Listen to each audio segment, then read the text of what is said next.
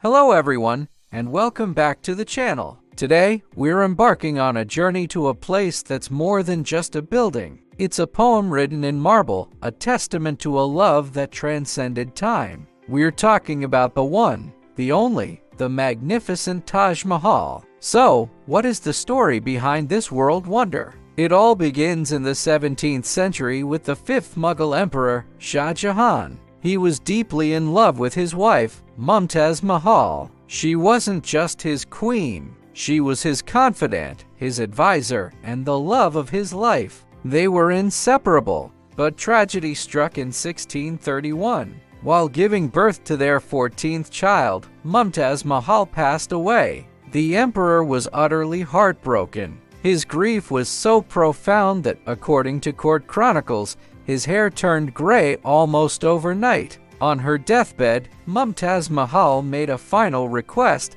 that the emperor build a mausoleum for her, a tomb so beautiful that the world would never forget their love. Shah Jahan, consumed by sorrow and devotion, promised to fulfill her wish. He vowed to create something the world had never seen before. And so, the grand project of the Taj Mahal began. It wasn't just a building. It was an obsession. The emperor spared no expense and sought out the finest talent from across the Mughal Empire and beyond. We're talking about architects, artisans, calligraphers, and craftsmen from Persia, Central Asia, and even Europe. The construction started in 1632, just a year after Mumtaz Mahal's death. Imagine the scale of this operation.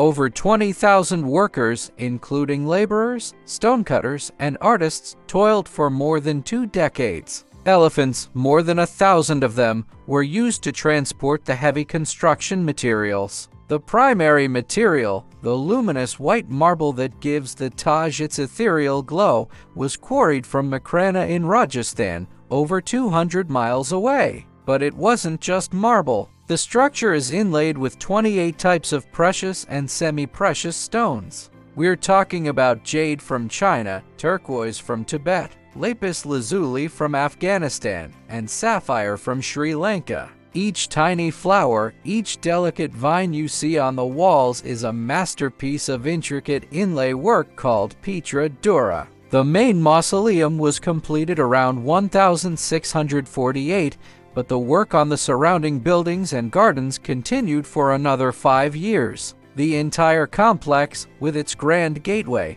mosque, guest house, and sprawling gardens, was finally finished in 1653. The cost? Estimates vary, but in today's money, it would be close to $1 billion. It was an astronomical sum, a testament to an emperor's infinite love and boundless resources. The chief architect is believed to be Ustad Ahmad Lahori, but in reality, it was a collaborative genius, a symphony of minds all working to realize one man's vision. Now, let's talk about the architecture itself, because it is simply breathtaking. The Taj Mahal is the pinnacle of Mughal architectural style, blending elements from Indian, Persian, and Islamic design. Its perfect symmetry is one of its most striking features. If you were to draw a line down the center of the main dome, you'd find that the left side is a perfect mirror image of the right. This symmetry extends to the entire complex, from the twin red sandstone buildings flanking the mausoleum, one a mosque, the other a guest house, to the 4 elegant minarets that frame the central tomb. These minarets, by the way, are cleverly designed. They tilt slightly outwards. This wasn't a mistake. It's a brilliant feat of engineering. In the event of an earthquake, they would collapse away from the main tomb, protecting the precious resting place of Mumtaz Mahal. And then there's the dome. The magnificent central dome, often called the Onion Dome because of its shape, is an icon in itself. It sits atop a high drum, which makes it seem even grander. It's surrounded by 4 smaller domes, creating a harmonious and balanced silhouette against the sky. The beauty of the Taj also lies in its ability to change. It's not a static monument. At sunrise, it blushes with a soft pinkish hue. In the full light of day, it shines a brilliant, almost blinding white. and under the moonlight, it transforms into a translucent, silvery jewel. It's a living, breathing monument that reflects the moods of the sky. Inside the mausoleum, beneath the grand dome, lie the cenotaphs, or false tombs, of Mumtaz Mahal and Shah Jahan. They are exquisitely decorated with floral patterns and calligraphy. The actual graves are in a quiet chamber below, protected from the public. The intricate marble screen, or jali, that surrounds the cenotaphs is a work of art in itself, carved from a single piece of marble. The acoustics inside are also remarkable. A single note sung under the dome will reverberate and linger in the air, creating a truly spiritual atmosphere. The four-part garden, known as the charbagh, is also an integral part of the design. It represents the paradise described in the Quran, with a central water channel that perfectly reflects the image of the Taj.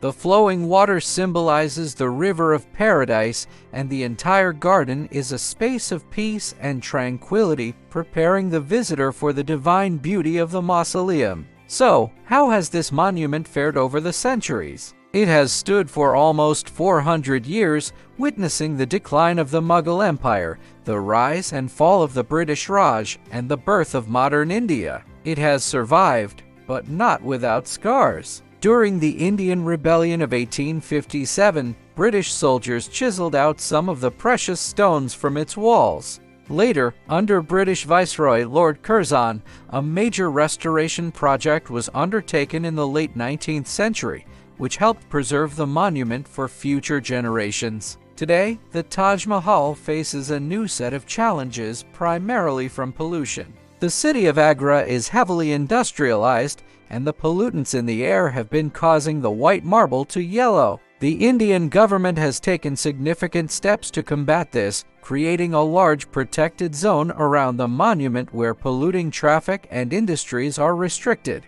They even give the Taj a spa day now and then, applying a special mud pack to its walls to draw out the pollutants and restore its pearly white sheen. Despite these challenges, the Taj Mahal's allure is stronger than ever. It was declared a UNESCO World Heritage Site in 1983 and is one of the new 7 wonders of the world. It draws millions of visitors every year from all corners of the globe. Tourists, pilgrims, photographers, and history buffs all flock to Agra to witness its beauty firsthand. It's a place that's on almost everyone's bucket list, and for good reason. Seeing it in person is a completely different experience than seeing it in pictures. The scale, the detail, the sheer emotional weight of the place. It's something you have to feel. But what happened to the man who built it? The story of Shah Jahan has a sad ending. Shortly after the Taj was completed, he fell ill, and his sons began to fight for the throne. His third son, Aurangzeb, emerged victorious. He deposed his father and imprisoned him in the nearby Agra fort. For the last 8 years of his life, Shah Jahan could only gaze at the Taj Mahal from a distance, from the window of his prison. It was a beautiful but heartbreaking view of the monument he had built for his beloved wife. When he died, he was finally laid to rest beside her inside the Taj Mahal. His tomb is the only element in the entire complex that breaks the perfect symmetry, a final, poignant footnote to this epic love story. The Taj Mahal is so much more than a tomb. It's a symbol of eternal love, a monument to heartbreaking loss, and a masterpiece of human ingenuity. It tells a story that resonates with all of us, the story of loving someone so much that you would move heaven and earth to create something beautiful and everlasting in their memory. It stands as proof that even in the face of grief, immense beauty can be created, a beauty that inspires and moves people hundreds of years later. So, if you ever get the chance to visit, take a moment.